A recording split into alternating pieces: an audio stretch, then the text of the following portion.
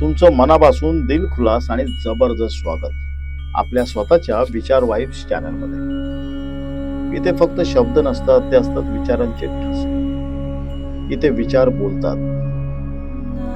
आजपासून तब्बल 50 कोटी वर्षापूर्वी ही पृथ्वी जन्माला आली. जग बदलत होतं, खंड सरकत होते, समुद्र निर्माण होत होते आणि नष्टही होत होते.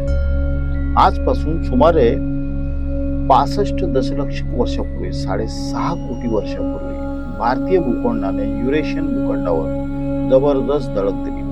अंदाजे 15 ते 20 सेंटीमीटर प्रतिवर्ष या अत्यंत प्रचंड वेगाने भारतीय भूखंड उत्तरेकडे सरकला. पण इथे एक आश्चर्य घडलं. भारतीय प्लेट खाली न जाता वर उचलली गेली आणि त्यातूनच जन्म झाला जगातील सर्वोच्च शिखराचा, माउंट एव्हरेस्ट. भारतीय भूखंडाने युरेशियन भूखंडावर अशी जबरदस्त धडक दिली की हिमालय तरळला आणि तो आजही दरवर्षी सुमारे 5 किलोमीटर उंच होत आहे. एकेकाळी जिथे समुद्र होता, आज तिथे बर्फाचित पर्वत उभा आहे. आणि म्हणूनच आजही माउंट एव्हरेस्टच्या शिखरावर समुद्री जीवाश्म सापडतात. हे श्रद्धा नाही, हे विज्ञान आहे. माउंट एव्हरेस्ट दरवर्षी सुमारे 5 किलोमीटर उंच होत आहे. का?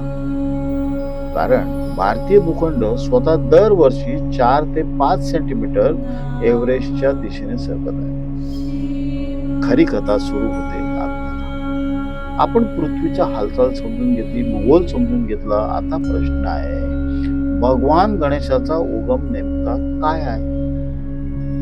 रेडी गाव, रेडी बीच, रेडी बंदर जवळ, तालुका वेंगुर्ला, जिल्हा सिंधुदुर्ग, महाराष्ट्र गोवा सीमेवर एक अद्भुत रहस्यमय देवस्थान, रेडी गणपती. आज रेडी गणपतीचं मंदिर समुद्र किनाऱ्यापासून जेमतेम 100 मीटर अंतरावर आहे. पण जर आपण पृथ्वीच्या हालचालीचा हाच हिशोब मागे नेऊन पाहिला तर पांडवांच्या काळात, म्हणजे सुमारे 5000 वर्षापूर्वी हा गणपती समुद्राखाली सुमारे 300 मीटर खोल असायला हवा होता. 4-5 सेंटीमीटर, 5000 वर्षे भूगर्भाची प्रचंड हालचाल. मग प्रश्न उभा राहतो, समुद्राखाली असलेला गणपती मानवाने कोरलेला असू शकतो का? उत्तर नाही. इतक्या खोल समुद्रात मानवाने मूर्ती घडवणे अशक्य. म्हणजेच हा गणपती मानव निर्मित नाही. तो स्वतःच्या शक्तीने भूमीतून प्रकट झाला आहे. 50 कोटी वर्षांच्या पृथ्वीच्या गर्भाशी नाते सांगणारा, भूमीतून प्रकट झालेला आद्य गणपती हा आहे रेडी गणपती. श्रद्धा आणि विज्ञान यांचा संगम. ह्या मंदिराची कथा फक्त मंदिर उभारणीची नाही, ही कथा आहे एका स्वप्नाची, एका आदेशाची आणि एका चमत्काराची. सन 1976 रेडी गावातील श्री सदानंद नागेश कांबळे यांना एक अद्भुत स्वप्न पडलं. दिवस होता हिंदू पंचांगाच्या दृष्टीने 18 एप्रिल 1976, वैशाख कृष्ण पंचमी, वैशाख महिना, सात्विक तप साधना, देव कार्यांसाठी शुभ. कृष्ण पक्ष, भूमी, गूढ प्रकट होणे, स्वयंभू घटनांशी जोडलेला. अनेक स्वयंभू देवस्थानांची प्रकट कथा कृष्ण पक्षातच घडलेली दिसते. स्वतः भगवान गणेश स्वप्नात प्रकट झाले आणि त्यांनी स्पष्ट आदेश दिले, रेडी गावात अमुक एका ठिकाणी माझी मूर्ती भूमीत लपलेली आहे, ती शोधा. दुसऱ्याच दिवशी श्री कांबळी आणि रेडी गावातील काही लोक त्या जागेवर पोहोचले आणि सुरू झालं खोदकाम. भूमीतून प्रकट होणारा गणपती. सलग 2 दिवस खोदकाम सुरू होतं. दिवस उजाडला 20 एप्रिल 1976 आणि तो दिवस होता मंगळवार. आणि मग अचानक गणपतीच्या उजव्या कानाचा एक भाग दिसला. संपूर्ण गाव थरारून निघालं. पण कथा इथे संपत नाही. 1 महिना लागला आणि ही मूर्ती होती एक खास दगडात कोरलेली जांबा दगड, इंग्लिशमध्ये बसाल्ट.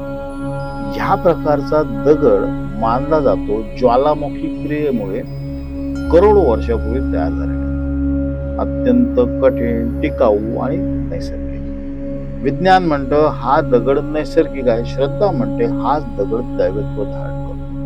बातमी पसरली, भक्त आले. ही बातमी वाऱ्यासारखी पसरली.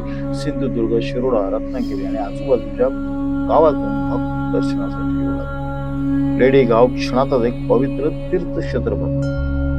आता रेडी गणपती वेगळा का? रेडी गणपती प्रकट झाला नाही, तो रूपानेही वेगळा आहे. बहुतेक गणपती चतुर्भुज 4 हातांचे असतात, पण रेडी गणपती द्विभुज फक्त 2 हातांचा. ही रचना अत्यंत दुर्मिळ मानली जाते. आज जगभर ओळखला जाणारा 4 हातांचा गणपती हा नंतरचा अवतार आहे, पण 2 हातांचा गणपती हा गणेश उपासनेचा आदिम स्तोत्र आहे. गणेश पुराणानुसार द्विहस्त स्यात सर्व सुखप्रदम, मोदक हस्तेने भक्तांना हर्षती. 2 हातांचा गणेश सर्व सुख देणारा, मोदक हातात धरून भक्तांना आनंद देतो. म्हणूनच रेडी गणपती म्हणजे केवळ एक मूर्ती नाही, तो आहे स्वप्नातून साकारलेला आदेश, भूमीतून प्रकट झालेला चमत्कार आणि श्रद्धेने उभारलेलं देवस्थान. मग अजून वाट कसली बघताय? भेट द्या रेडी गणपती मंदिराला.